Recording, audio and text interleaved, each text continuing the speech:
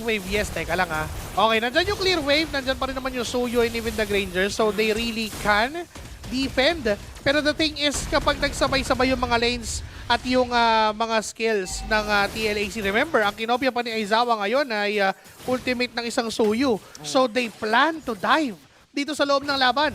Mukhang ganun na nga, using the minions right now. Aizawa, tamang poke lang doon kay Dambu. Itinaboy ang player and even those tanky heroes, hindi na nila matayuan eh. Dalawa yan ha. Hindi nila matayuan yung poke damage na binibigay ng TLAC. O teka lang, sa bottom lane yung Lord. Bago pa man magka-Lord, natulak na agad nila. Daiki dashing in. Ganon ka-confident ng TLAC. Tinamaan na pana naman.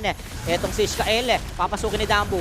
And that's gonna be Huyuni going down already. Mukhang mabilis ang trabaho ng Cavalry. Dalawa kagad ang kanilang pinaluhod. Umuwi yung tatlo at basi na ang kanilang inuna. The veteran secures the game number 1. Ganon lang.